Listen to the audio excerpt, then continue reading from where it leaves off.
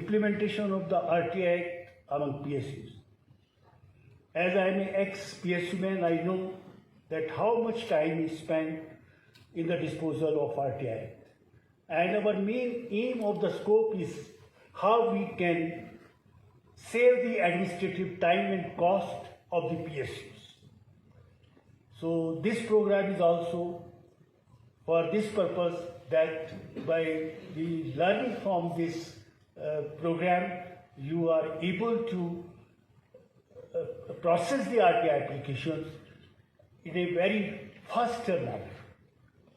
Of this national meet on the RTI Act, it couldn't have been a more apt location outside Delhi than to have it in Leh, and we are particularly honoured to have with us the Honourable Lieutenant Governor, who's come to as the chief guest for this function, and with his blessings and the help of his government, we've been at Scope has been able to organise this. I remember when Shri Sopti had come to discuss the national meet, we felt it would be better to go outside Delhi, because in Delhi, of course, the Scope had been organising workshops and seminars and conferences on a regular basis. And I'm very happy that they chose Leh, Ladakh, not only because it's an area which is not frequently visited by people doing the RTI Act, responsible for the RTI Act, but also because I think we need to see how we can develop a place like Ladakh, such a beautiful place. I've had the honor of coming here very briefly 20 years ago, almost 18 years ago, and I'm very happy to be back here again. We are at a stage 17 years, we're on the eve of finishing 17 years since the RTI Act was enacted.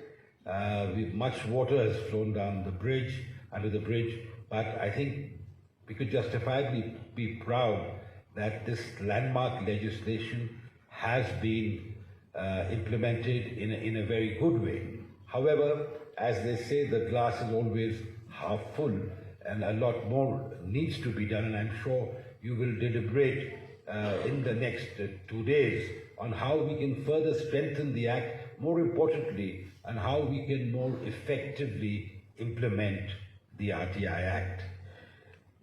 I would like to talk a little bit about RTI Act itself and the role of the public sectors there. In fact, morning when we were earlier in this conference, when we were lighting the lamp, two things which came out. One was this tape which was played, Tamso Ma Jyotirgamay. Now, RTI Act is actually about this, that where there is darkness, it brings light. And I will come to that. It is extremely important to bring light. The second thing which happened was that you found that some of the wicks, they light up very quickly, and some of them were taking a lot of effort to light up. Our public sector is like that, vis-a-vis RTI Act. Some of them pick up very quickly and start doing a lot of things on RTI Act.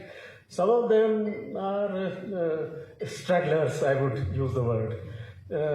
But fact is that RTI Act is the responsibility, is the legal responsibility of every single public sector. You have to report it, and CIC is obliged to report it once in a year, lay the report on the table of the House on what they have done. Now, I know that when the RTI Act was enacted, and even subsequently, even today, there are criticisms of the Act. People feel that an unnecessary burden has been imposed on them. There is also very frequently a feeling that a lot of vexatious, inconsequential, unnecessary, repetitive questions are being asked, and so on. I would only, console you perhaps, and empathize with you where you are facing problems. But we have to keep in mind the larger and the greater purpose. In fact, in my own mind, I personally hold that the more RTI a public sector is receiving, the more inefficient it is. I mean, it is a proposition which you should think about.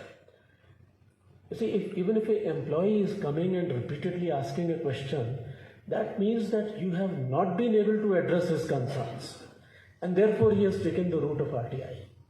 If he is asking about your production facilities, about your sales, about your international cooperation, it only means that there is something which you have not been able to share, you have not been able to bring to light, or maybe you have not been able to do well. And therefore, the more the RTI, I would say that is the barometer of your performance. A good, healthy, functioning public sector, in my view, would get very few RTIs. And you have to keep in mind that this is your barometer, and therefore, if you are getting more, then you as CPIOs, your management should be very worried about it. That why more RTIs are coming to me? What is it that I am not doing correctly? Now, this is the message and the thought that I would like to go back with you. There would, in any law, there are old laws, IPC is there, CRPC is there. Tell me one law in the country which is actually not misutilized. There's none. Absolutely none. And if RTI is also misutilized to a certain percentage, maybe 1%, 2%, 5%, this is in the nature of the democracy. Why should I get hyped up about this, that frivolous things are coming? We should remember that there is no law in a democracy which is not abused or misused. But you also have to remember that 90% of this is actually leading to a good result. PSEs in pursuit of Atmanirbhar Bharat. As India took its stride as an independent nation, public sector enterprises, PSEs, committed to play a path-breaking role, overcoming disparities for self-reliance in production and services, fostering a better tomorrow with the country's unexplored resources. Undeterred, CPSEs have grown from 5 to 389 CPSEs in nearly 7 decades. Adding to the country's wealth, CPSEs continue to display a stellar PSEs, making Bharat Atmanirbhar. PSEs in Ladies and gentlemen, please give a big round of applause.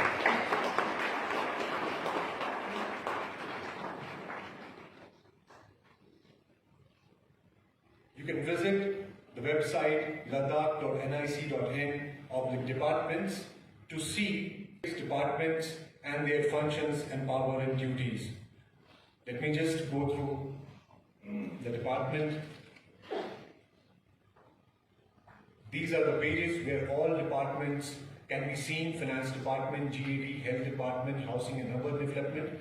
You can go and click on any of the department and you can have all the information. For example, GAD, when you view, you will have everything about General Administration Department, about us, organization chart,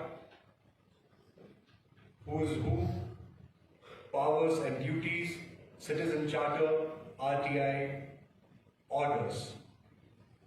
Similarly,